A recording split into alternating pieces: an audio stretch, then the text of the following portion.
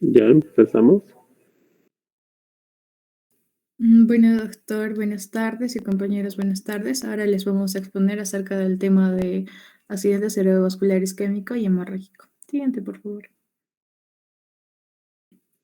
Bueno, primero vamos a comenzar con las definiciones.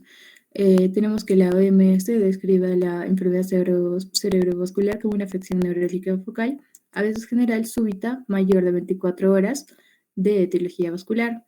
Va a ser un grupo heterogéneo de condiciones patológicas cuya característica común va a ser la disfunción focal del tejido cerebral a causa del desequilibrio entre el aporte y los requerimientos de oxígeno y otros sustratos. Este va a ser un término clínico y genérico para el uso del cuidado prehospitalario y en los servicios de urgencias antes de categorizar su naturaleza, ya sea hemorrágica o isquémica. También el nombre se equivale a lo que es el stroke. Otra definición tenemos a lo que es la hemorragia intracerebral, que se define como una colección hemática dentro del parénquima cerebral en ausencia de traumatismo o cirugía previa producido por una ruptura vascular con o sin comunicación intraventricular y en casos raros hacia el espacio suprareniteo. Luego tenemos al ictus isquémico, que se define como un producto de la interrupción del flujo sanguíneo como consecuencia de la oclusión o hipoperfusión de un vaso sanguíneo que produce un área central infartada y una zona perilesional de penumbra isquémica potencialmente viable. Y a la hemorragia subaracnoidea como la presencia de sangre en el espacio subaracnoideo como consecuencia de una ruptura de un aneurisma. Siguiente, por favor. Vamos a comenzar con lo que es el ictus isquémico. Este se define como un episodio de déficit encefálico focal, consecuencia de una alteración circulatoria en una zona del parénquima encefálico. Va a haber dos tipos de alteración, ¿no? Va a haber cuantitativa y cualitativa. La cuantitativa se refiere a la cantidad de sangre que se aporta al encéfalo. Acá hablamos de trombosis, embolia, el bajo gasto cardíaco, y la cualitativa a la calidad de la sangre debido para la anemia, trombocitopenia y policitemia. Y dependiendo de cómo evolucione durante las primeras horas, se puede distinguir en dos grupos, ¿no? Vamos a tener el ataque isquémico transitorio y el infarto cerebral. El ataque isquémico transitorio, como su nombre indica, va a ser breves episodios de disfunción neurológica focal o retiniana que tienen una duración menor de 24 horas debido a un déficit del aporte sanguíneo en el territorio irrigado por el sistema vascular cerebral. Este tiene la característica de ser reversible y no va a dejar ningún déficit neurológico permanente tras la culminación, y la mayoría se dice que va a durar menos de una hora. Luego tenemos la definición de lo que es el grupo transitorio isquémico, que define como un episodio breve de disfunción neurológica que está dado por una isquemia focal, cerebral o retiniana con síntomas clínicos que típicamente van a durar menos de una hora sin evidencia de infarto agudo. Luego tenemos a lo que es las definiciones de la SAHA, que acá propone que va a ser un episodio transitorio de disfunción neurológica causado por isquemia focal cerebral de la médula espinal o retiniana sin infarto agudo. Acá no establece que precisamente sea menos de una hora, sino que se va a dar menos de las 24 horas, ¿no? Pero va a ser menor. El infarto cerebral ya también se divide en dos grupos, que va a ser el infarto cerebral progresivo y el estable. El progresivo va a ser el cual presenta las manifestaciones iniciales que van a empeorar en el transcurso de la presentación del infarto por acentuación, y se van a agregar otros nuevos signos y síntomas. Y el empeoramiento después de la primera hora y no mayor a las 72 horas de inicio de los síntomas, vamos a tener que es importante identificarlo debido a su peor pronóstico, porque este va a aumentar su mortalidad. Y si el deterioro clínico se debe a las complicaciones sistémicas concomitantes, este sería más adecuado el término de ictus deteriorante. Y tenemos el infarto cerebral estable, donde no va a haber una modificación de la sintomatología, al menos durante las próximas 24 horas en el sistema tiroideo y las 72 horas en el sistema vertebrovascular. Siguiente, por favor. Ahora tenemos el ictus hemorrágico, o también llamado hemorragia intracanal, que va a ser la extravasación de sangre fuera del torrente vascular, y dependiendo de dónde se localice la sangre extravasada mediante las técnicas de neuroimagen, se va a dividir en hemorragia intracerebral, en la hemorragia subaracnoidea, la subdural y el epidural. Tenemos que la hemorragia intracerebral se va a dividir en dos, en las supratentoriales y las infratentoriales. Las supratentoriales nos hablan de lo que es la hemisférica o lobar, que las causas más resultantes son la angiopatía miliar en los ancianos y las malformaciones arteriovenosas en los adolescentes o jóvenes, y la profunda, que generalmente va a ser por secundaria a la hipertensión arterial. Luego tenemos a las infratentoriales, que van a ser de causa troncoencefálica, y la cerebelosa.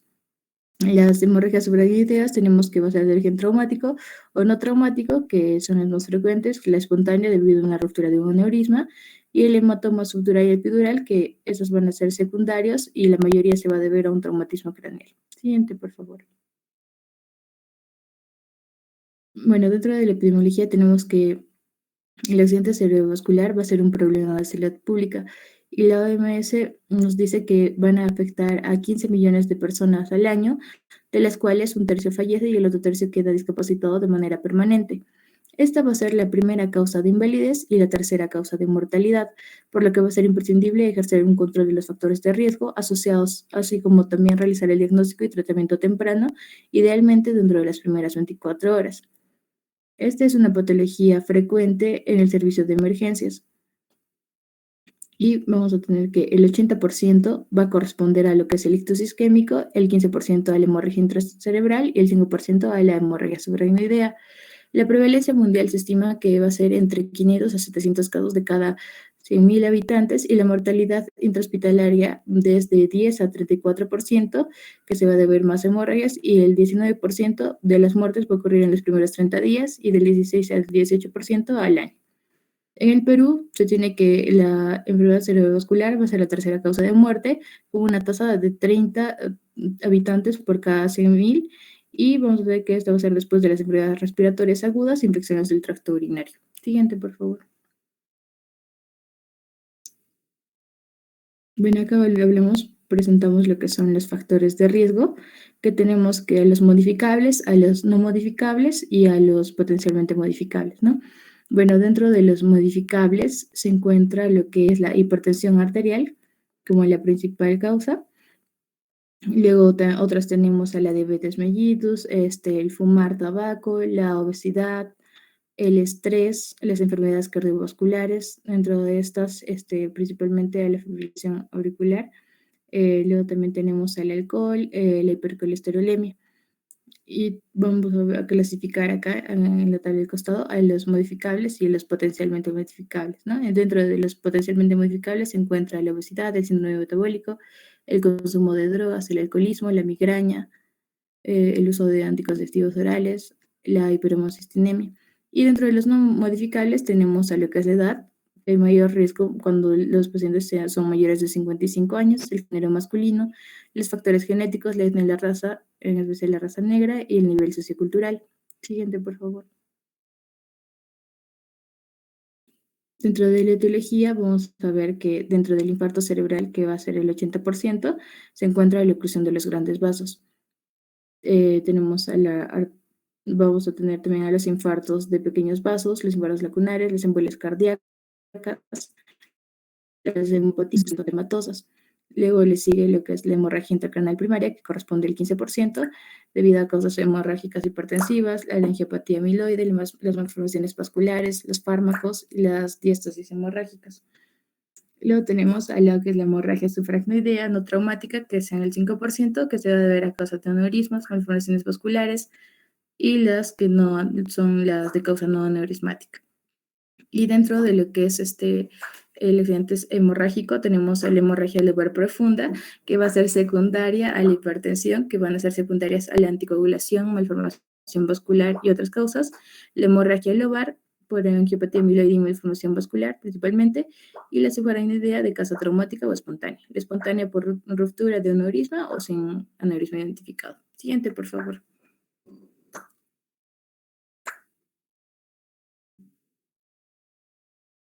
Bueno, dentro de la patogenia tenemos que todo va a iniciar con lo que es la isquemia, debido a una pérdida del oxígeno y de los nutrientes necesarios que son para que la masa cerebral se mantenga con vida, y de ahí va a ir progresando hacia lo que es el infarto. Tenemos acá en la zona inferior de derecha, que está la imagen donde se presenta la zona de penumbra isquémico funcional, que esto se va a dar que al obstruir un vaso no llega el riego necesario para cierta zona. Entonces esa zona afectada va a empezar con la muerte de las neuronas de las células, y alrededor de estas se encuentran células que tienen un riesgo a la apoptosis y se van a mantener en actividad tratando de resolver todo lo que pasa entonces en la zona afectada. Es por eso que acá se ve lo que es la zona de penumbra. vamos a ver que existen tres factores importantes del equilibrio, que es el dióxido de carbono, el hidrógeno y el oxígeno. Y que es importante resaltar a lo que es el flujo sanguíneo cerebral, porque esto va a ocasionar este, mm, que exista muerte celular y que nos va a llevar a lo que es el infarto, ¿no?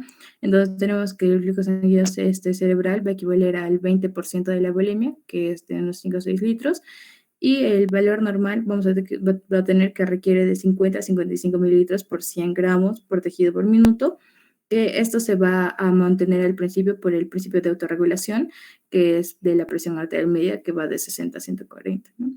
Y el flujo circulatorio normal tenemos que va a ser de 36 a 38 mililitros por oxígeno por 100 gramos de tejido por minuto y 6 gramos de glucosa. Tenemos que acá se va a producir lo que es el mecanismo de daño funcional, que cuando el flujo sanguíneo cerebral comienza a disminuir y más o menos hasta 35 mililitros por 100 gramos por tejido minuto, acá se va a dar una detención de la síntesis de proteínas y de las neuronas viables. Y cuando disminuya a menos de 20, va a comenzar la disminución de lo que es la síntesis proteica, de la liberación de los neurotransmisores, que va a afectar más a las neuronas y va a aparecer acá la zona de penumbra isquémica. Y como va a disminuir el flujo sanguíneo cerebral, también va a aumentar lo que es el volumen intracerebral y acá se van a encontrar los astrocitos tumefactos, ¿no? Después posteriormente ocurre lo que es el edema citotóxico y esto va a ocurrir cuando ya hay una disminución menos de 10 mililitros por 100 gramos por tejido minuto, ¿no? Entonces, el flujo sanguíneo cerebral va a disminuir, entonces acá va a haber salida rápida de lo que son el potasio, apertura de canales de calcio, voltaje dependientes que van a entrar hacia la célula, va a haber un deterioro funcional normal mitocondrial con disminución del ATP, y va a haber una remoción o bloqueo de lo que es el magnesio en los receptores glutamatérgicos NMDA, y el glutamato va a ser que con su acción prolongada va a favorecer la entrada de sodio y de calcio, y este calcio se va a acumular de forma activa, ¿no? Y va, en proteasa, nucleasa y lipasas, y esto va a aumentar lo que son los radicales libres, y poco a poco se va a llevar a lo que es la apoptosis neuronal, ¿no? Y así es como llega el infarto. Siguiente, por favor. Bueno, dentro de la clínica tenemos que los síntomas principales va a ser la cefalea. Luego tenemos la alteración de la conciencia, la afasia, el defecto del campo visual, la diplopía, el vértigo, la disartria, los ataques de caída, la hemiparesia, monoparesia y el déficit hemisensorial. Luego, de acuerdo, esto va a depender mucho al área afectada. Entonces, vamos a tener que si hay un infarto de la arteria cerebral media, generalmente va a aparecer lo que es la hemiparesia contralateral, las afasias debido al hemisferio dominante, la desviación ocular al lado de la lesión, la afectación sensitiva contralateral y la hemenopsia animal contralateral. Cuando existe un infarto de la arteria cerebral anterior, es indicativo la paresia de la pierna y pie contralateral, la desviación ocular hacia el lado de la lesión, la incontinencia urinaria y la fascia motora transcortical del hemisferio dominante. Cuando hay un infarto de la arteria cerebral posterior, va a aparecer lo que es la menopsia homónima contralateral y el síndrome talámico, ¿no? Creo que son las anestesias contralaterales, hiperpatías y manotalámica. En el infarto de las ramas perforantes, los síndromes lacunares, se divide en el infarto lacunar motor puro, sensitivo motor y también la disartria monotorpe y la hemiparesia táctil. Y en el síndrome del tronco va a haber mesencefálicos, que van a ser los de Claudet, Weber y Parinaud, los pontinos de Miller-Ruber, el síndrome de cautiverio, y los vulvares, que son el síndrome de vulvar lateral o síndrome de Waardenburg y el síndrome de vulvar medial. Siguiente, por favor. Bueno, acá más, más explícito, ¿no? Acá tenemos en cuadros debido a la zona infartada, lo que mencionamos anteriormente. Siguiente, por favor. Y acá también dividimos de acuerdo a lo que es el ictus isquémico, la hemorragia intracerebral y la hemorragia subaracnoidea. Y vemos que en la hemorragia subaracnoidea tiene un cuadro de presentación diferente, ¿no? Acá vamos a ver que la cefalea va a ser de inicio brusco, bueno, al igual que en las anteriores, pero esta se describe como una cefalea en trueno, que escriben como que es la peor de su vida. A esto se le acompaña lo que son las náuseas y los vómitos, la rigidez de nuca. Acá tenemos que la cefalea va a ser centinela producida por un pequeño sangrado. Esta cefalea de inicio súbito y va a tener una recuperación posterior que ocurre de semanas o meses antes de una hemorragia subaracnoidea y que puede durar tan solo una hora, ¿no? El déficit motorio sensitivo va a ser usualmente no focalizado. Los nervios craneales afectados va a ser el tercer nervio alterado, por aneurismas de la comunicante posterior, va a haber pérdida de la conciencia y es más frecuente que haya crisis convulsivas en este caso. Y también los signos meningios. Siguiente, por favor.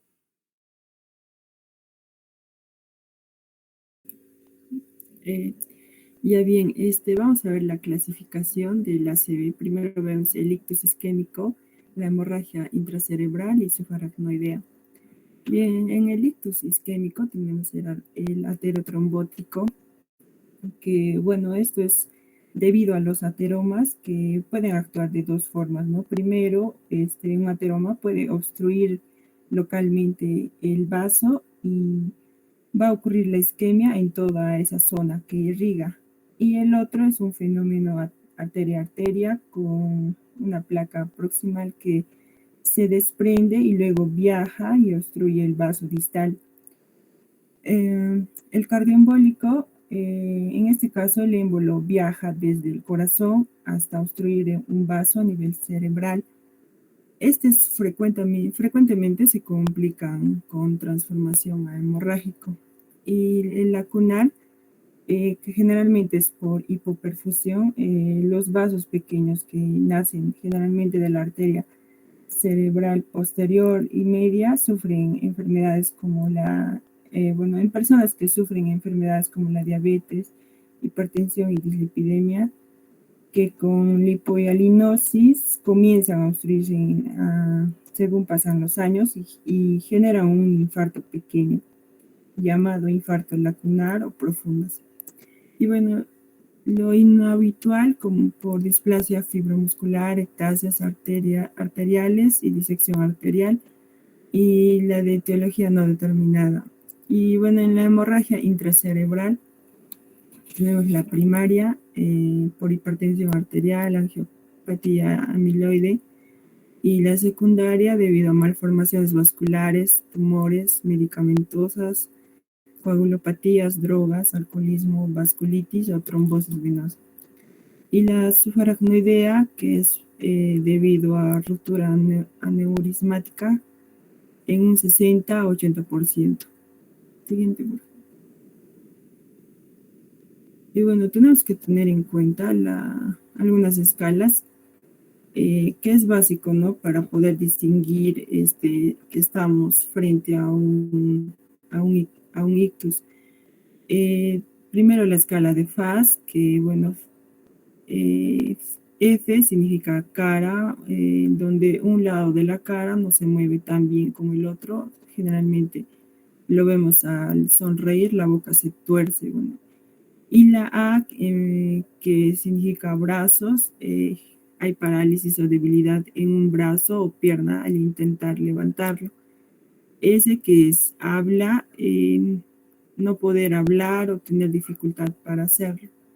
Y T de tiempo, si se presenta alguno de estos síntomas, o puede ser solo un síntoma o uno más, se debe actuar rápido y acudir a emergencias.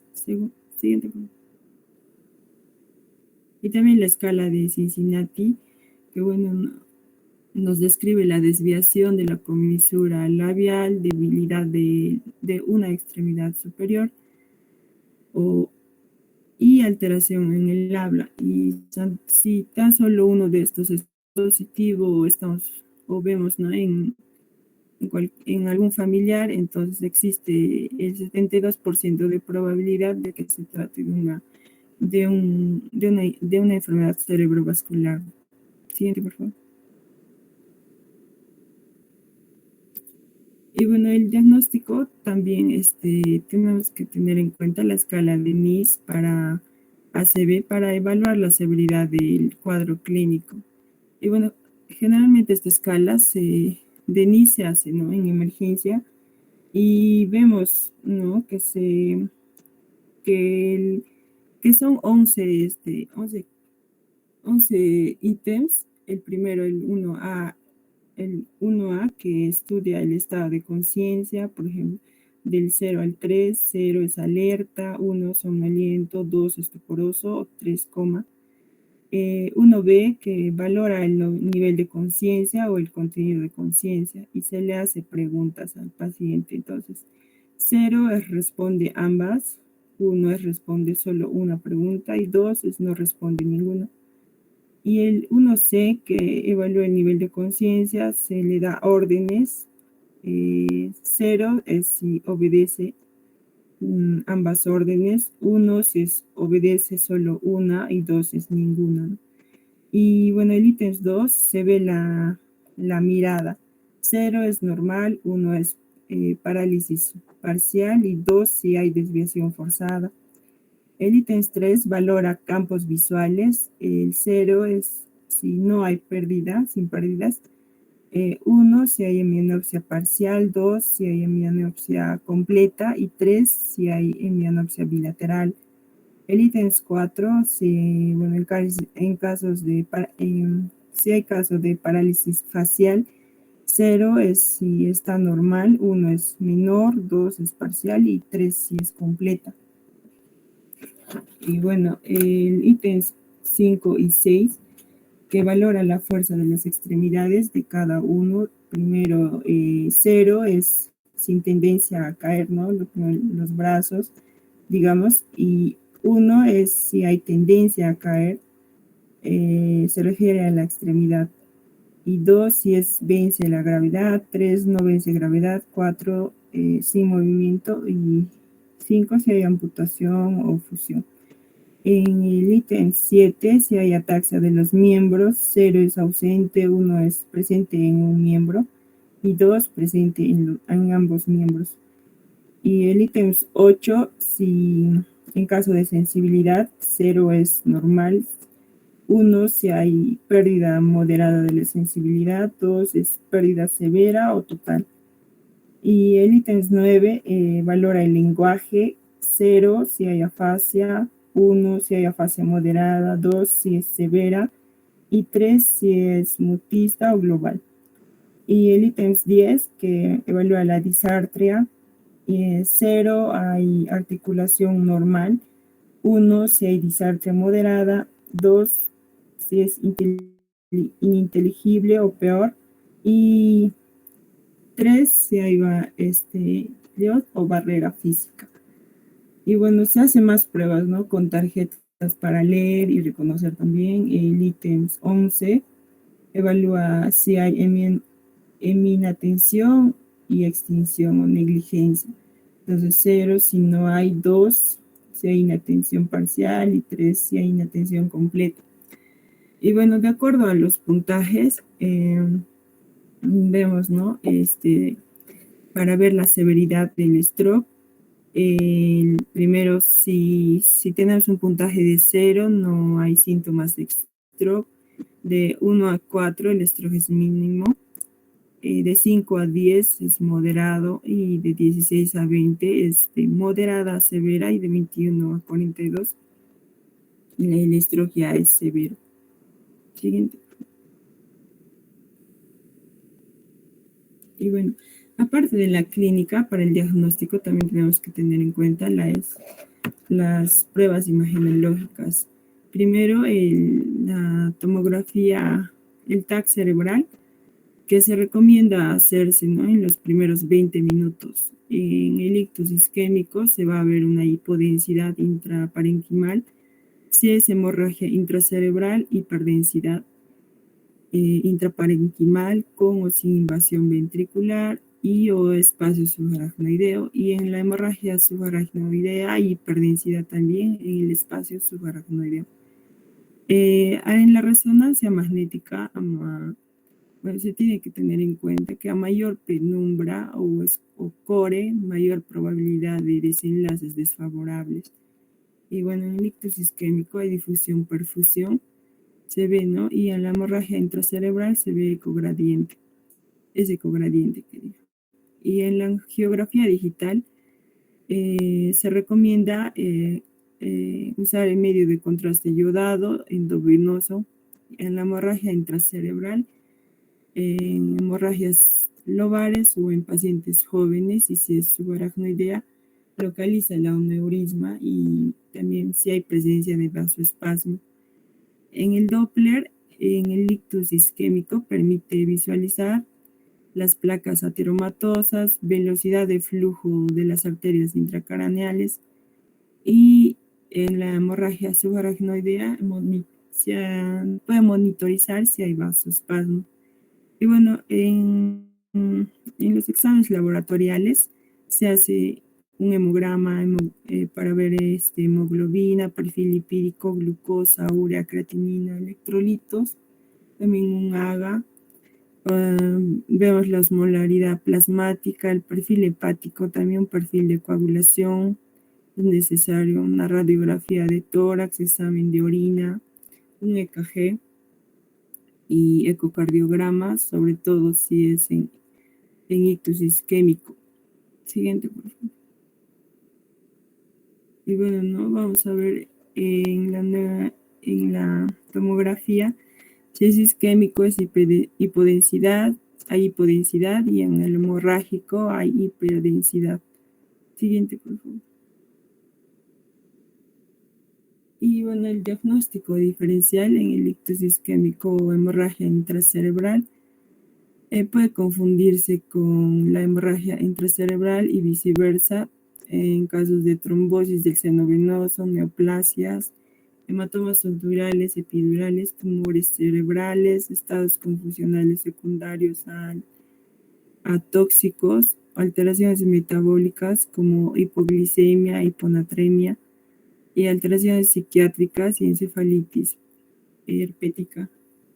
En hemorragia subaracnoidea está el estatus migrañoso, hipertensión endocraniana de etiología hemorragia intracerebral con invasión al espacio subaracnoideo y cervicalgias con contractura muscular severa.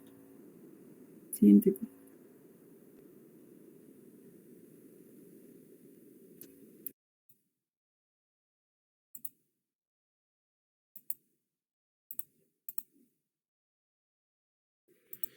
Bueno, con respecto al tratamiento, vamos a abordar de manera general, principalmente de que nosotros debemos identificar el stroke, ya anteriormente he hablado, por medio de la escala FAS, en este caso, donde evaluaba la cara, el brazo, el habla y sobre todo el tiempo, ¿no? Que es muy importante. Y justamente se aborda en esta escala porque los territorios más comprometidos son justamente la arteria cerebral media, que aborda justamente la cara y el brazo, y la arteria pica, ¿no? Que vendría a ser el habla. Posteriormente, identificar, se debe llamar a emergencias en este caso, y si el paciente estuviera con alguna alteración del sensorio, se debe realizar el ABC. Es importante también tomar el tiempo debido a que la terapia, en este caso para un ictus isquémico, solo debe ser realizada antes de las 4.5 horas. Ahora, posteriormente ello debe ser derivado a una unidad de stroke. Hay que revisar siempre la glucosa, es importante. Los estadios o los estados, en este caso de hiperglucemia o hipoglucemia, son muy condicionantes a la resolución también del paciente, ¿no? Un estado de hipoglucemia puede condicionar a una focalización, a convulsiones, incluso a estados comatosos.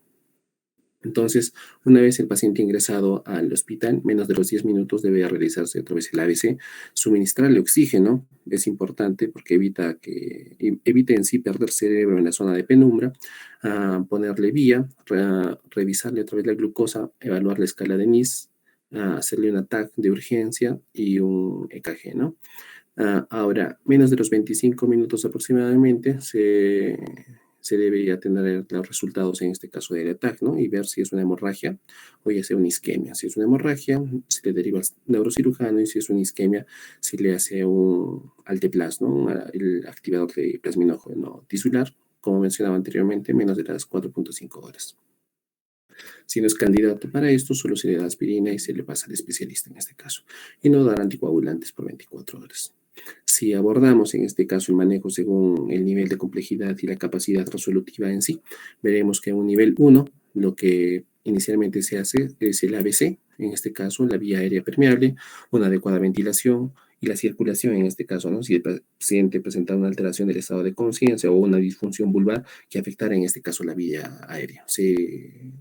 se le permeabiliza posteriormente una vía endovenosa periférica en el brazo no parético con cloruro de sodio y no debe usarse soluciones glucosadas, en este caso con la dextrosa. Se debe monitorizar en este caso la frecuencia cardíaca, la presión arterial, la frecuencia respiratoria y también la temperatura, ¿no? Si el paciente estuviese con temperaturas elevadas como 37.5, 37 o 38 en este caso, se debe tratar en este caso con antipiréticos. No se debe usar nifedipino para bajar la presión arterial. Ahora no debemos dar medicación hipotensora si la presión arterial en este caso es menos de 180 sobre 105, ¿no? Tenemos que mantener una presión arterial media menores a 110. Ahora, si la PAN está superior a 110, podemos utilizar Captopril 25 miligramos sublingual. Como mencionaban inicialmente, la glicemia es muy importante, debe ser medida de forma rápida por un glucómetro, en este caso, en donde vamos a ver si estados de hiperglucemia en sí, durante las primeras 24 horas post un ACV tienen un peor desenlace, ¿no? Entonces, tenemos que evitar eso, juntamente con la hipoglucemia, ¿no? Cuando esta es inferior a los 60 miligramos por decilitro. Tenemos que mantener una temperatura inferior a los 37 grados.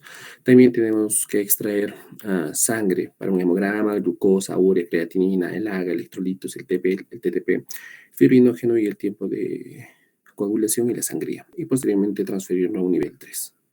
El nivel 2 aborda en sí todo el nivel 1 más el nivel 2 en sí, en donde se va a manejar justamente la presión arterial, ¿no? Si tenemos un paciente con una presión sistólica de 180 a 230 y una presión diastólica de 105 a 140, con dos lecturas con intervalos de 20 segundos, se puede usar lo que es el enalaprilato de 0,625 a 1,2 miligramos endovenoso cada 6 horas.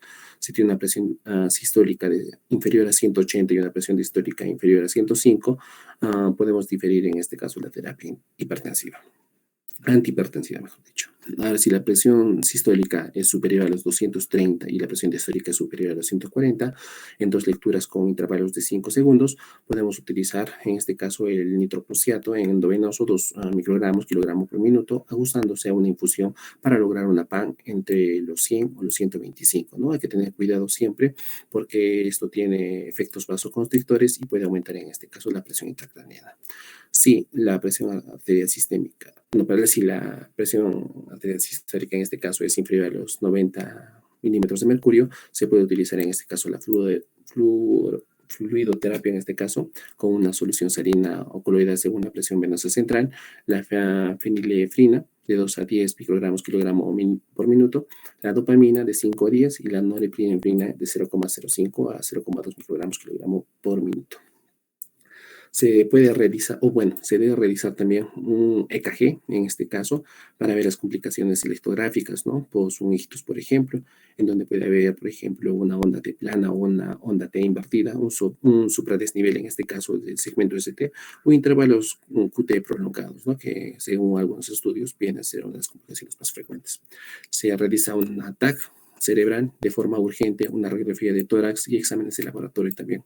La intubación, en este caso, en caso de que el paciente presente signos de insuficiencia respiratoria con un PO2 inferior a 60 milímetros de mercurio o una PCO2 superior a 50 milímetros de mercurio, ¿no? En donde hay un riesgo inminente de aspiración, un compromiso de nivel de conciencia con un Glasgow inferior a 8, en donde se debe usar una vía endovenosa, por ejemplo, con tiopental endovenoso de 5 miligramos kilogramo, o también la atropina, ¿no? De 0,5 miligramos endovenoso en caso de ser necesario. Con respecto al manejo de la hipertensión endocraniana, se puede utilizar en este caso el manitol, ¿no? Inicialmente de 0,75 a 1 gramo por kilogramo por dosis y posteriormente de 0,25 a 0,5 gramos por kilogramo cada 4 horas en menos de 5 días, ¿no? Todo esto manteniendo una osmolaridad de menos de 310. Esta va a estar indicada, ya sea previo a una cirugía o si aparecen en este caso signos de focalización, ¿no?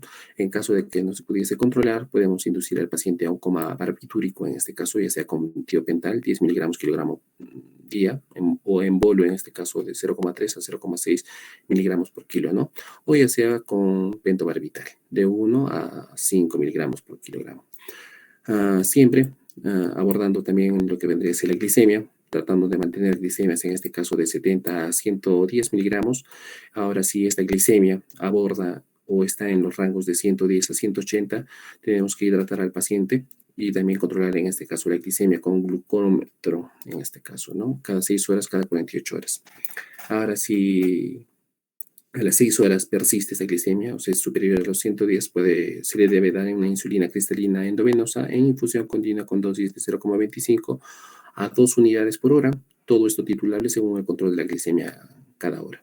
Si a las 6 horas la glicemia excede, o sea, está superior a 180, se le debe administrar insulina cristalina endovenosa con infusión continua a dosis de 1 a 2 unidades por hora, todo eso también titulable según el control de la glicemia cada 6 horas. En un paciente diabético, lo que se debe tener en consideración es justamente la glicemia, ¿no? Entre valores de 110 a 180, en donde se debe hidratar al paciente, poner una insulinoterapia en infusión continua y controlar en este caso la glicemia capilar cada 4 horas.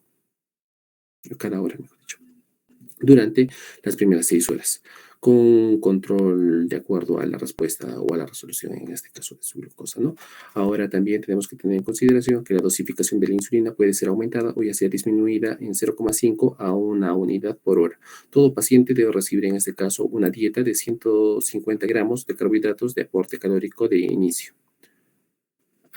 Otro vendría a ser la analgesia, ¿no? Es muy importante y esto se diferencia ya sea un paciente hemodinámicamente estable, en donde se puede utilizar morfina con bolo de 2 a 5 miligramos endovenoso cada 5 a 15 segundos, seguido de un bolo de infusión de 0,07 a 0,5 miligramos kilogramo por hora, o ya sea de forma intermitente de 2,5 miligramos endovenoso cada 6 a 8 horas. Y si el paciente estuviese inestable, en este caso se puede utilizar el fentanilo, ¿no? Con un bolo de 1 a 2 microgramos kilogramo endovenoso cada 5 a 15 segundos.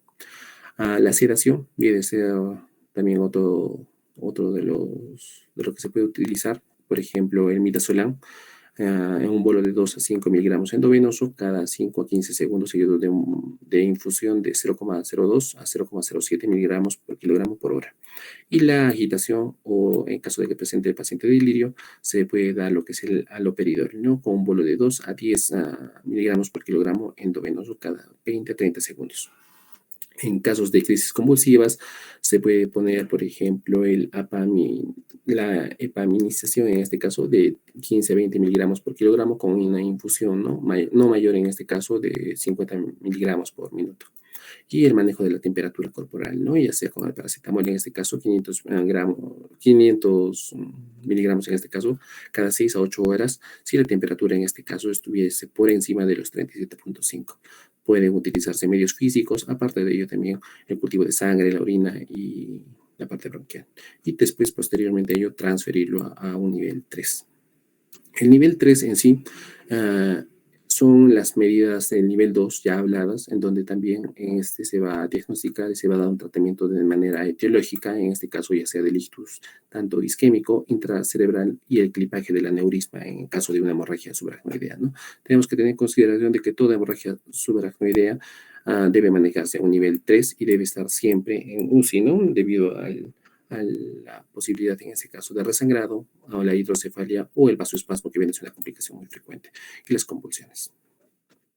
Tenemos un flujograma, en este caso, de la actuación de un ictus en emergencias, en donde principalmente se identifica el posible ictus ya mencionados anteriormente, por ejemplo, con la escala de FAS, se evalúa la prioridad en este caso, en los 15 segundos posteriores, en este caso la enfermera debe estar poniendo la camilla a 45 grados, poner un monitor para evaluar en este caso la frecuencia cardíaca, la presión arterial, la saturación, el EKG, la temperatura de nuestro paciente, también una vía venosa, en este caso con agua de 16 a 18, muestras de sangre, ya sea para una hemorragia, bioquímica, coagulación, electrolitos, mantener una vía y también el EKG, aunque ya se está repitiéndose aquí, ¿no?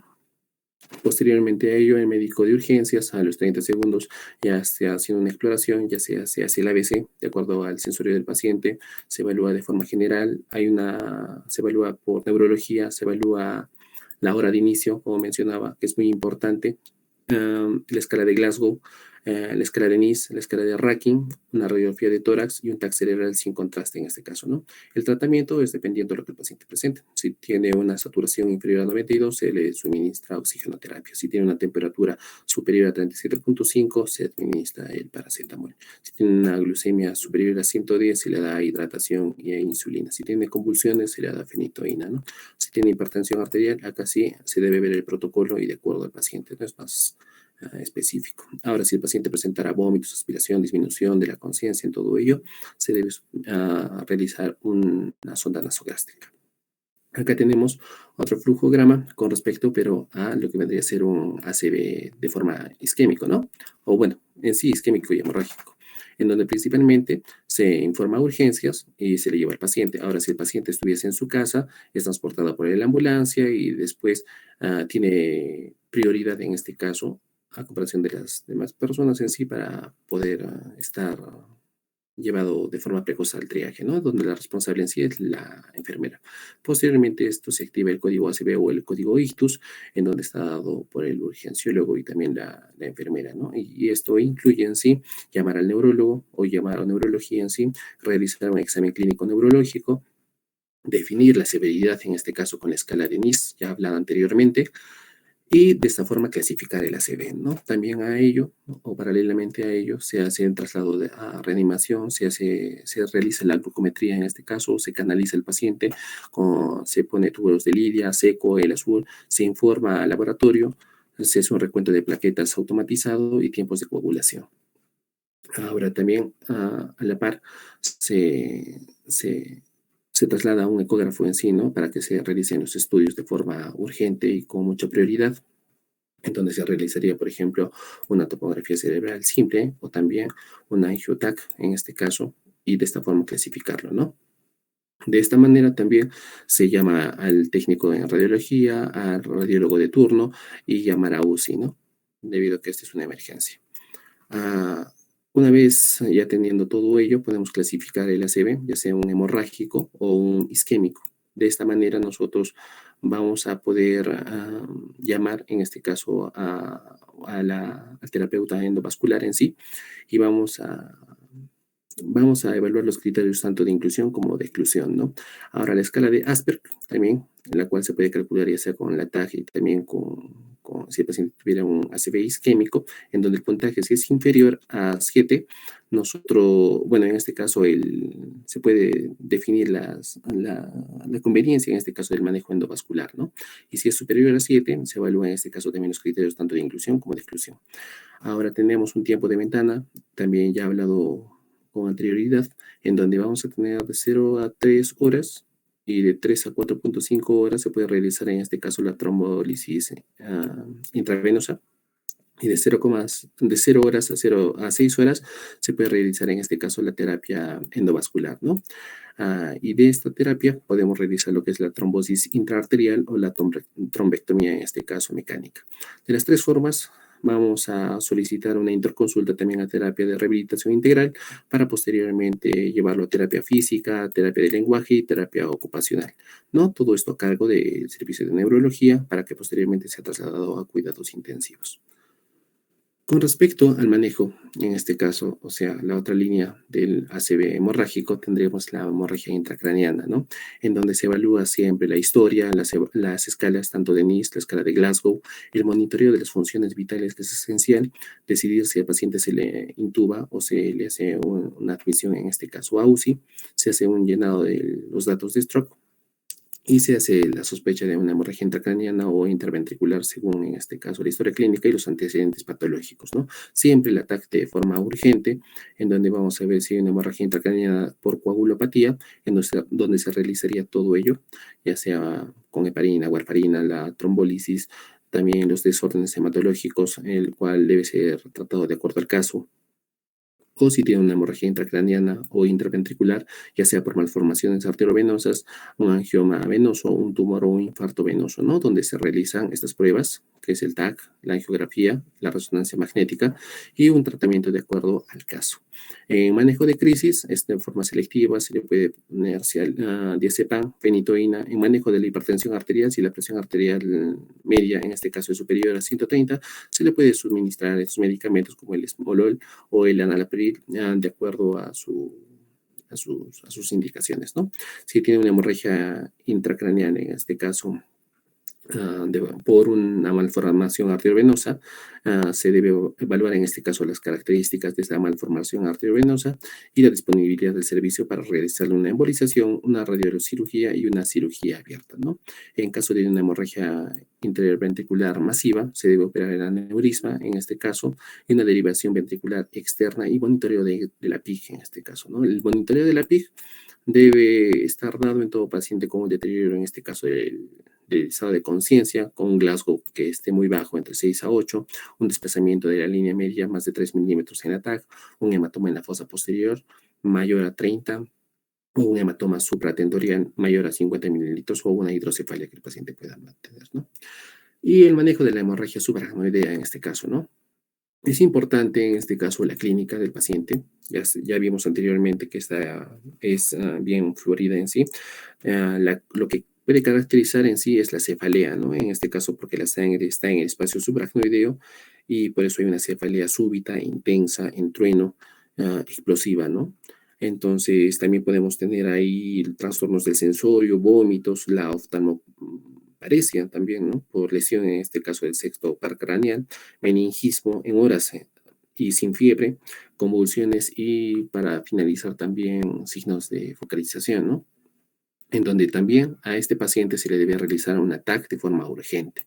Ahora, si se le hace un TAC y esta TAC tiene duda en sí y no se evidencia en la TAC una hemorragia subaracnoidea, pero la clínica está siendo positiva en sí, se le debe hacer una punción lumbar, ¿no? En donde vamos a ver que es positiva si tiene 3 tubos de sangre y la clínica juntamente con ello, ¿no?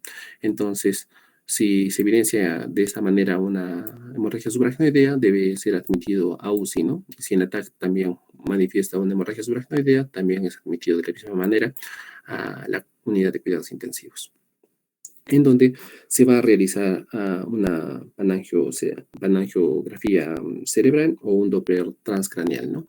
Vamos a evaluar también posteriormente la protección, en este caso de la vía aérea, intubar al paciente, realizar un EKG, evaluarlo en este caso por la escala de Fisher, por ejemplo, en donde el estadio 1 y 2 van a ser operables y el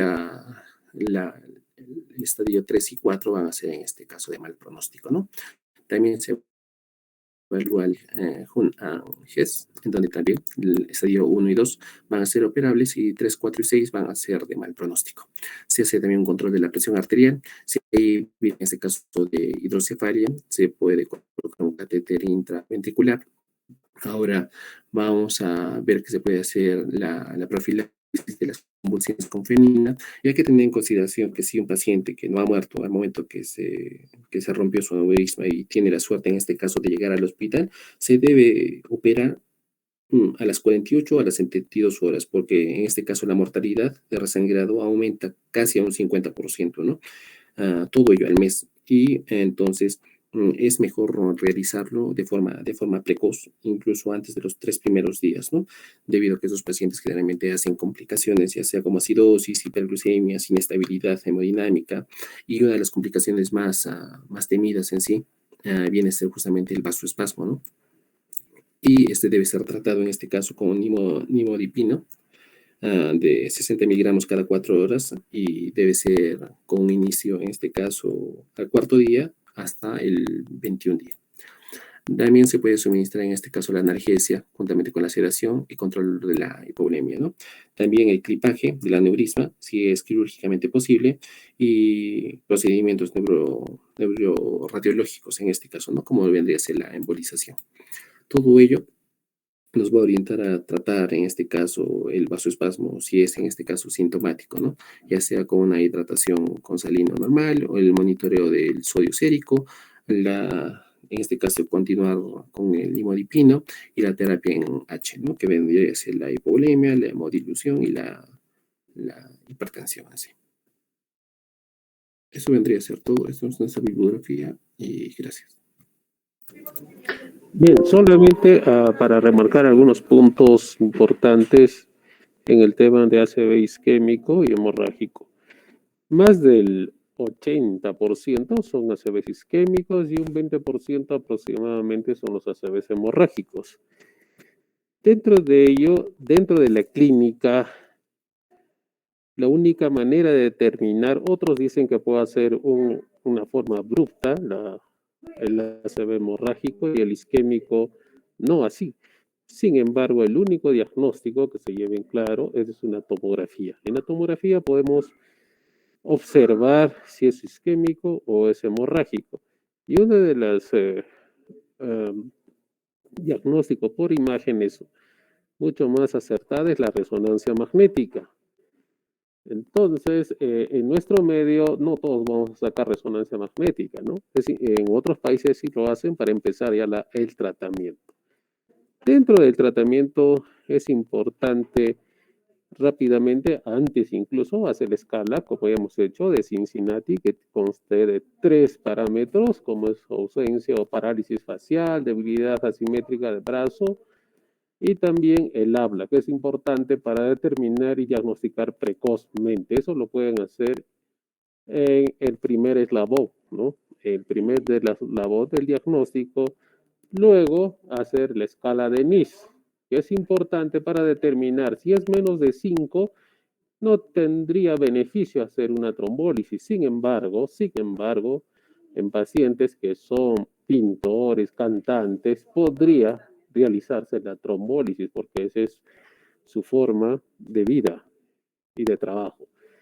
En cambio, más allá de 23, 24 de NIS, podemos hacer un ACV hemorrágico, por eso tampoco se puede trombolizar, y sobre todo en pacientes que son mayor de 65, 75, 80, de 80 años aproximadamente, por el riesgo de que pueda haber un ACV hemorrágico.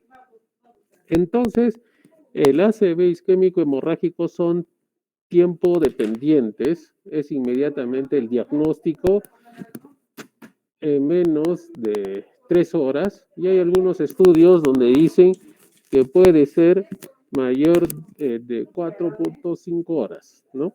Entonces, eso para remarcar. Bien, a ver, continuamos con las otras exposiciones.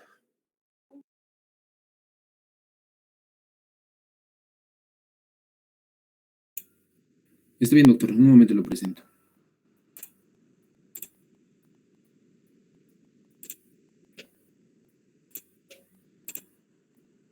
¿Se observa la pantalla, doctor? Sí, estamos observando. Ya, doctor, muchas gracias. Ya. Bien, doctor, buenas noches, compañeros todos. En este caso, vamos a exponer el siguiente tema, que vamos a hablar en este caso sobre crisis tiroidea. Bien, para definir primero, vamos a decir que se le conoce tanto como crisis tiroidea o como tormenta tiroidea. Esta va a ser la manifestación más grave de lo que es la tirotoxicosis o en sí del hipertiroidismo, ¿no? Se va a caracterizar por un cuadro clínico en el cual se va a dar un cuadro clínico hipermetabólico que va a comprometer o que va a tener un riesgo vital en el que se produce una disfunción de por lo menos un órgano o un sistema. En sí vamos a tener una alteración sistémica cuando se produce una crisis tiroidea. Supone, por lo tanto, una emergencia médica con un agravamiento extremo de todos los síntomas del hipertiroidismo que, bueno, va a ser florido y vamos a hablarlo más adelante. Y en general puede producirse por un aumento súbito de las hormonas tiroideas circulantes o por un incremento de la biodisponibilidad celular a nivel de la hormona tiroidea, de la glándula tiroidea. Y en sí, esta crisis tiroidea suele ser más frecuente en mujeres de entre la edad de 40 y 70 años.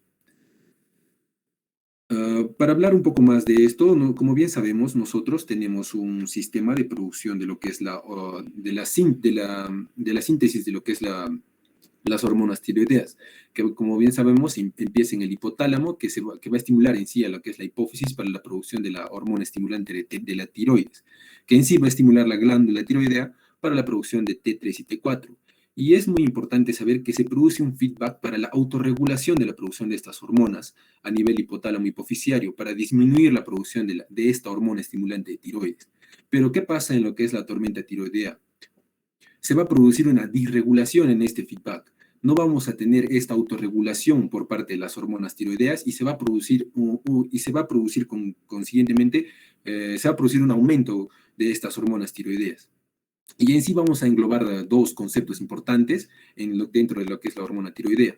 En este caso vamos a decir que la tirotoxicosis es una clínica resultado de la acción hormonal de hormonas tiroideas inapropiadamente sobre los tejidos, ¿no? Como ya lo habíamos recalcado, va a ser una afección sistémica, ¿no?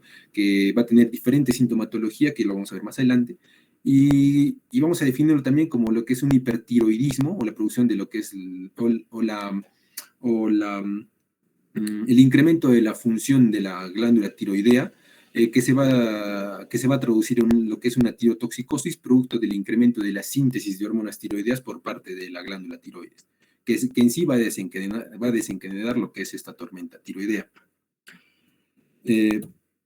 Bueno, en sí, como ya lo venimos diciendo, este va a ser en emergencia, este cuadro clínico va a ser poco frecuente, ¿no?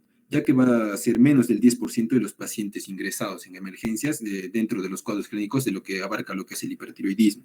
Pero sí resulta ser muy grave, ya que tiene una mortalidad aproximadamente del 20 a 50%, que mayormente va a ser más florido o va a producirse más en aquellos pacientes que tengan un hipertiroidismo no diagnosticado o que sean tratados inadecuadamente. Y en general va a ser secundario a aquellos pacientes que tengan o sufran lo que es la enfermedad de Graves. En general va a ser un estado hipercatabólico por un exceso de las hormonas tiroideas. Epidemiológicamente hablando, como ya lo venimos diciendo, esta va a ser rara, va a tener una prevalencia del 1% en los pacientes hospitalizados por hipertiroidismo y va a ser más prevalente en mujeres, ¿no? Entre la quinta y sexta década de la vida. Fisiopatológicamente hablando, se va a producir lo que es el aumento de la hormona estimulante de tiroides. Este va a ser un aumento brusco en sí.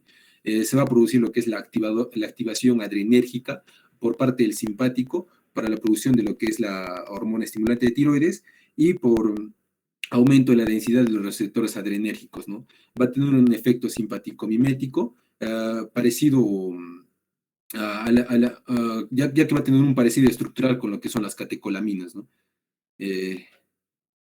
Etimológicamente hablando, esta se va a producir puede tener diferentes causas en sí. Se puede dar por la interrupción abrupta de lo que son los medicamentos antitiroideos, o sea, por una medicación inadecuada, un tratamiento inadecuado, o por una cirugía de tiroides. También se puede producir por las cirugías no tiroideas, por traumas tiroideos, por enfermedades agudas como infecciones. Se puede desencadenar también por cetoacidosis diabética, por infarto agudo de miocardio, accidentes cardiovasculares, insuficiencia cardíaca y algunas reacciones a algunos medicamentos. También se puede producir a nivel del parto, por uso de medios de contrastes yodados o por terapia de yodo reactivo, que va a ser en sí poco frecuente. También se puede producir por lo que son quemaduras y también puede ser resultado de un efecto secundario de la medicación, como por ejemplo lo que es el uso de la amiodarona, anestésicos o de lo que son salicilatos. Y bueno, en sí lo que caracteriza esta tormenta tiroidea por la cual el paciente va a acudir a emergencia, en sí va a ser por presentar tres principales, una triada en sí. Vamos a tener lo que son la taquicardia, una fiebre alta mayor a 38 grados, algunas literaturas que lo consideran que debe ser mayor a 40 grados, y alteraciones del sistema nervioso central. En este caso vamos a tener lo que es la diaforesis y alteraciones vamos a tener también lo que son parestesias y alteraciones en el estado de alerta de nuestro paciente en sí.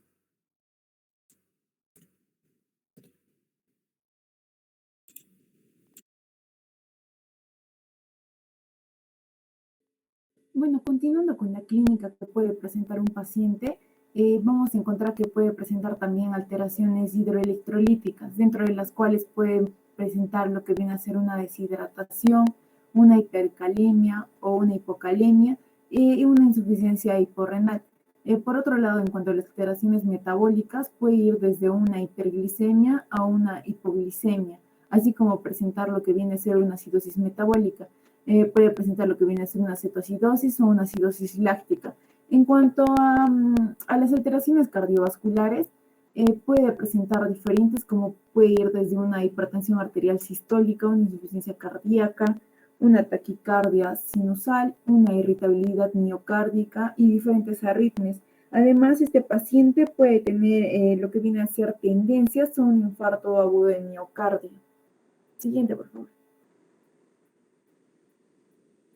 En cuanto a nivel respiratorio, el paciente puede ir desde una disnea, una taquipnia, puede pasar a presentar lo que es un edema pulmonar cardiogénico, puede presentar lo que viene a ser una fatiga diafragmática, principalmente eso, ¿no? Y a nivel gastrointestinal puede presentar desde lo que viene a ser vómitos, diarrea, náuseas, dolor abdominal, hilo no mecánico, perforación intestinal, hasta una ictericia. Y a nivel neurológico, la afectación que puede presentar este paciente principalmente viene a ser lo que es irritabilidad, agitación, temblores, hiperreflexia, signos extrapiramidales, convulsiones y puede llegar a pasar a lo que viene a ser un coma, ¿no?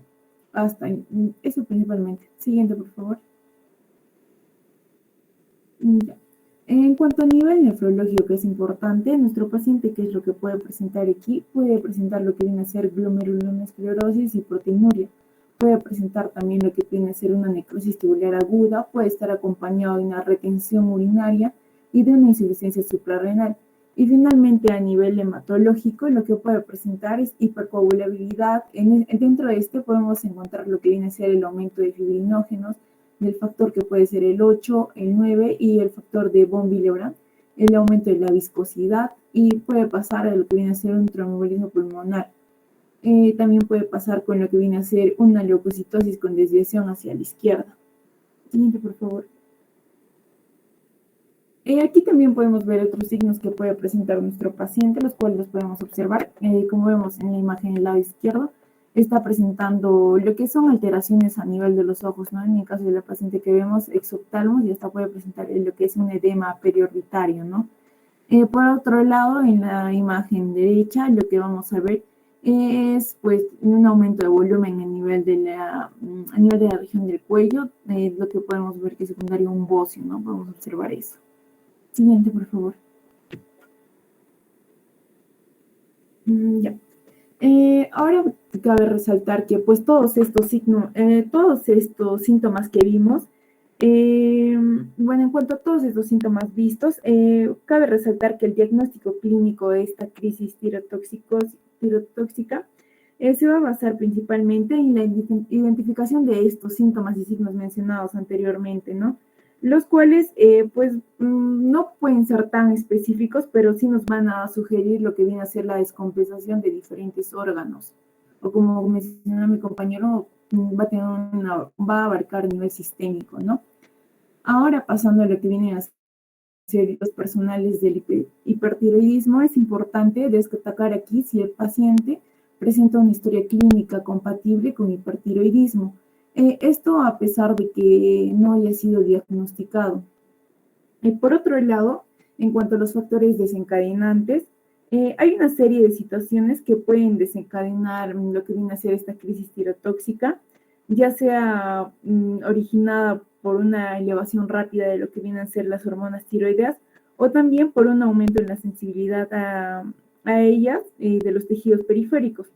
En este caso, sin embargo, se vio que de un 25 al 43% de los casos no se ha detectado ningún factor precipitante para dar esta crisis, ¿no? Pero bueno, entre algunos factores que podemos mencionar van a estar los relacionados con la tiroides, ya sea ir desde una cirugía tiroidea, a tener una palpación tiroidea vigorosa, una supresión de antitiroideos, una administración de lo que viene a ser radioyodo, contrastes yodados, fármacos que contengan yodo, como viene a ser la amiodarona, la tiroiditis subaguda, un carcinoma tiroideo hiperfusionante. Y por otro lado, también vamos a encontrar factores desencadenados por una enfermedad no tiroidea, ya sea desde una infección, pasando por una epilepsia, un ACV, tromboembolia pulmonar, una descompensación diabética aguda, dentro de las cuales podemos mencionar lo que viene a ser una hipoglucemia, una descompensación hiperglucémica hiperosmolar no cetósica, una cetoacidosis, También aquí podemos resaltar lo que es una insuficiencia cardíaca, un infarto agudo de miocardio, una isquemia mesentérica, lo que viene a ser el estrés emocional intenso, quemaduras graves, pasar por un proceso de gestación, de parto, cesárea o de placenta previa y eclampsia, así como también viene a ser una insuficiencia adrenocortical. Y bueno, haber recibido radioterapia en tumores ya sea de cabeza, cuello y también pasar por una quimioterapia. Siguiente, por favor. Ahora, en cuanto al diagnóstico, vamos a ver que se usa lo que viene a ser, bueno, tomamos en cuenta lo que es la escala de Barchi-Whatfield para el diagnóstico de lo que viene a ser la tormenta tiroidea. En esta escala va a pasar por diferentes criterios, yendo desde lo que viene a ser primero una disfunción termorregulatoria, donde va a valorar lo que es la temperatura y va a puntuarlo de acuerdo a los grados en los que se puede encontrar, puntuándolo desde 5 hasta 30 en casos de que la temperatura es superior o sea igual a 40. También va a valorar lo que viene a ser el siguiente parámetro, que es la difusión cardiovascular, dentro del cual se va a tomar en cuenta lo que tres criterios, como vienen a ser la taquicardia, también la fibrilación auricular y la insuficiencia cardíaca congestiva. En la taquicardia, de igual manera, va a valorarlo por puntajes, llegando a 25 puntos en casos de que sea mayor a 140 latidos por minuto. En la fibrilación auricular, si está ausente o presente. En la insuficiencia cardíaca congestiva, si se encuentra ausente, leve, moderado, severo. Y bueno, otro parámetro que vamos a encontrar va a ser la disfunción gastrointestinal y hepática, donde va a valorar si se encuentra ausente con 0 puntos, si está moderada, es decir, si presenta diarrea, dolor abdominal, náuseas y vómitos con 10 puntos, y en casos de que sea severa, lo va a valorar como que presente ictericia el paciente con 20 puntos. Otro parámetro que viene a ser las alteraciones del sistema nervioso central, dentro de las cuales si está ausente 0, si está leve, es decir, hay una agitación por parte del paciente, lo valora con 10 puntos.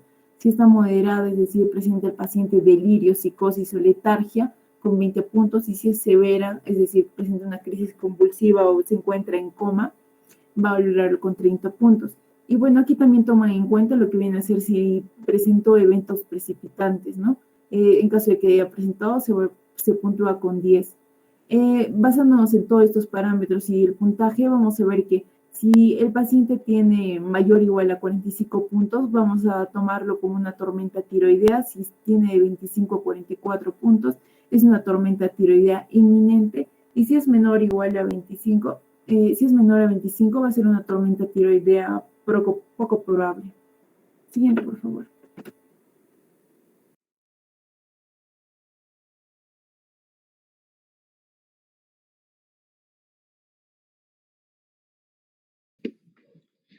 Bueno, continuando con la exposición, bueno, hay algunos criterios diagnósticos para diagnosticar lo que es una tormenta tiroidea, ¿no? Esto de acuerdo a lo que es la Asociación Japonesa de Tiroides.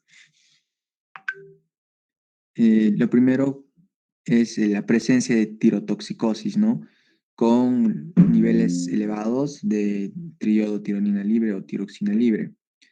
En los síntomas, tenemos que ver si hay algunas manifestaciones del sistema nervioso central, como ya se ha mencionado con anterioridad, ¿no? Uno de ellos pues es la inquietud, delirio, psicosis, somnolencia, letargo, coma, ¿no? Mayor o igual a 1 en la escala de coma de Japón o menor o igual a 14 en la escala de coma de Glasgow. La fiebre, que forma parte de la tríada clásica, como ya lo mencionó mi compañero, debe ser mayor o igual a 38 grados centígrados. Taquicardia, mayor a 130 latidos por minuto. O una frecuencia cardíaca igual, no más de mayor o igual a 130 latidos, en presencia de fibrilación auricular, insuficiencia cardíaca congestiva, ¿no? Como bien sabemos, es que esta insuficiencia puede traer consigo un edema agudo pulmonar, estertores húmedos en más de la mitad del campo pulmonar, shock cardiogénico o una clasificación 4 por la New York Here, o mayor o igual a 3 en la clasificación de Killick-Kimball. Algunas manifestaciones gastrointestinales hepáticas como náuseas, vómitos, diarrea o bilirrubina total mayor o igual a 3 miligramos de cilitro, ¿no? Para lo que es el diagnóstico, vamos a clasificarlo en 2 grados, ¿no? 2 grados de tormenta tiroidea. Tormenta tiroidea definida, como conocida como, o bueno, con las iniciales TC1, ¿no? Y tormenta tiroidea sospechada, que es TS2, ¿no?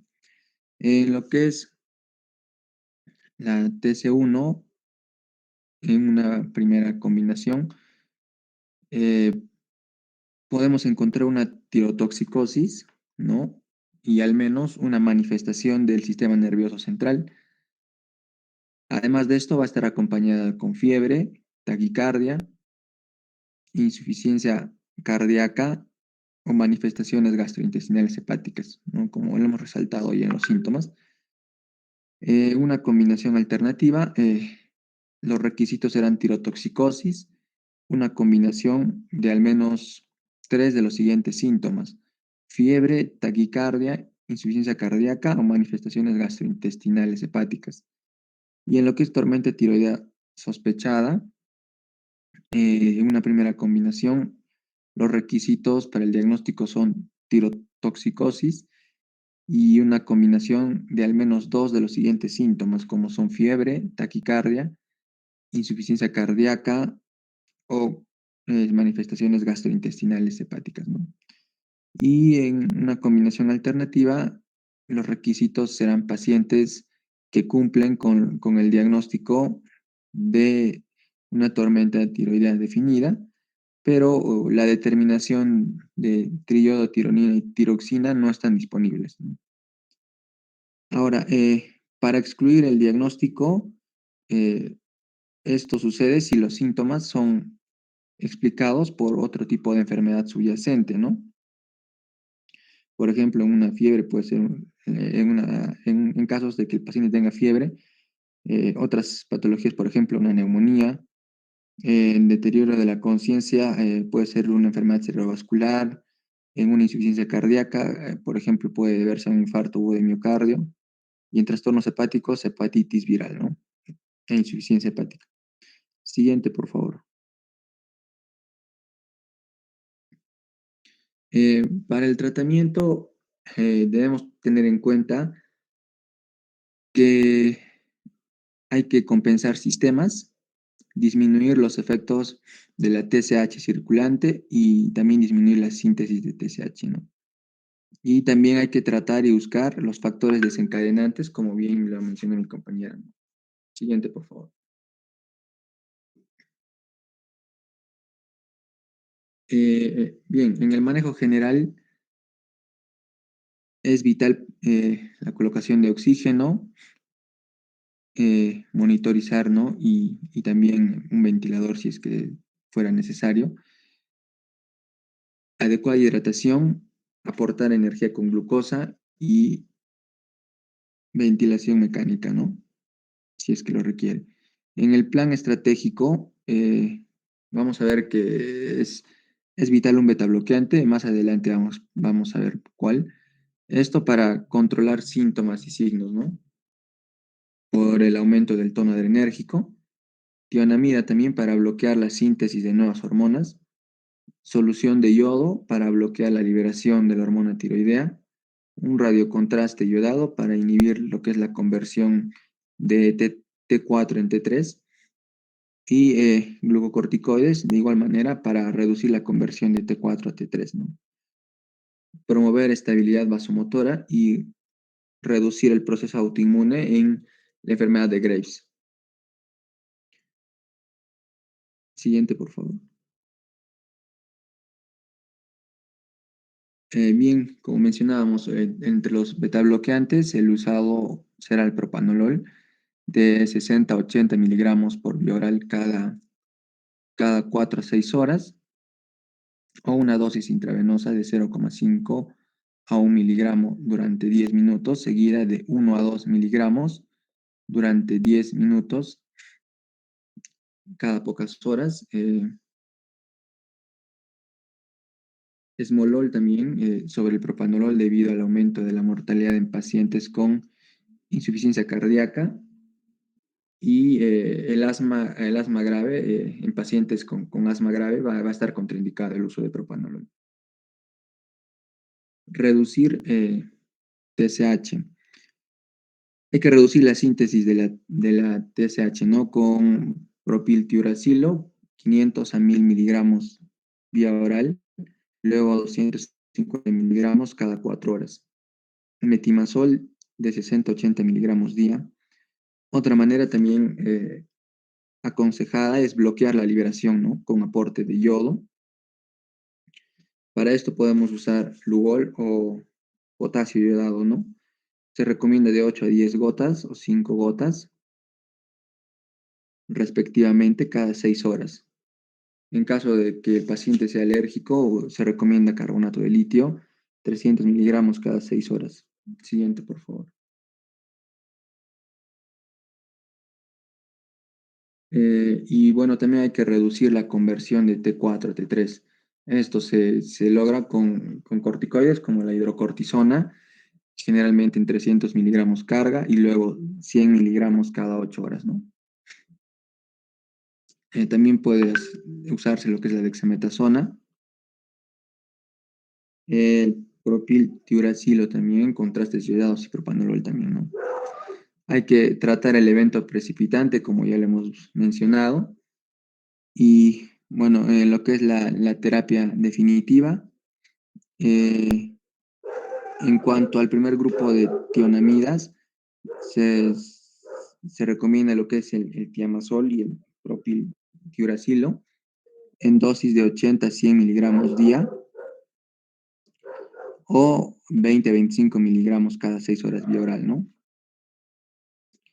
Y bueno, el mecanismo de acción por la cual se recomiendan estos fármacos es que disminuyen la síntesis y secreción de T3 y T4, ¿no?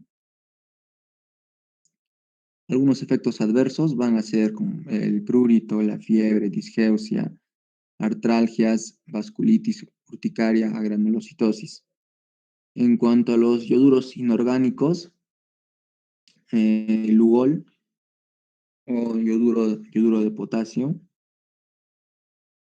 como bien lo hemos mencionado, 4 a 8 gotas cada 6 horas, o en el caso del Lugol y en el caso del yoduro de potasio, 5 gotas cada 6 horas, ¿no? Ambas por vía oral. Mecanismo de acción, bloquean lo que es la liberación de la hormona tiroidea almacenada y disminuyen la organificación del yodo, ¿no? Los efectos adversos, entre los principales, aturdimiento tiroideo por semanas o meses, y el uso de estos altera los resultados de gammagramas y altera el tratamiento definitivo.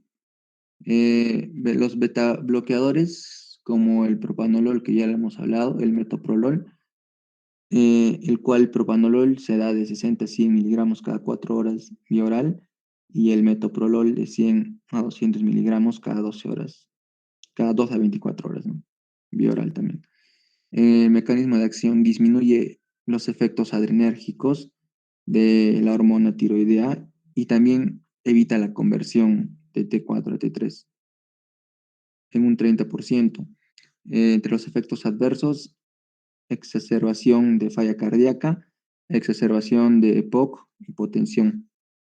Y en cuanto a los corticoides, la hidrocortisona y la dexametasona en dosis de 100 miligramos cada 8 horas, ¿no? O en el caso de la dexametasona, 2 miligramos cada 6 horas, ¿no? Intravenoso. Mecanismo de acción, disminuye, ¿no?, la conversión periférica de T4 a T3 y mejora la respuesta inflamatoria. Y los efectos adversos será hipoglucemia y la predisposición a infecciones, ¿no? Siguiente, por favor. Eso sería todo, doctor. Gracias. Bien, solamente para remarcar que la tormenta tiroidea pues es una de las máximas expresiones de la tirotoxicosis, es una emergencia. Es muy poco frecuente que nosotros vemos en emergencia, pero hay que estar preparados. El tratamiento debe realizarse inmediatamente después de la sospecha, como ya he mencionado, porque puede llevar a una muerte, puede ser fatal. Luego ya vendrán las hormonas tiroideas para corroborar el diagnóstico. Entonces, el tratamiento es inmediato sin esperar las pruebas resultados de los de T3, T4, T3 libre, ¿no? Bien, entonces lo que faltaba era reprogramar las prácticas que hacen llegar para ver en esta semana cuándo le hacemos. ¿Ya? Dicho esto, nos vemos en las prácticas esa semana, reprograme y me avisan para cuándo empezamos. ¿Sí? Bien, doctor, sí, está bien.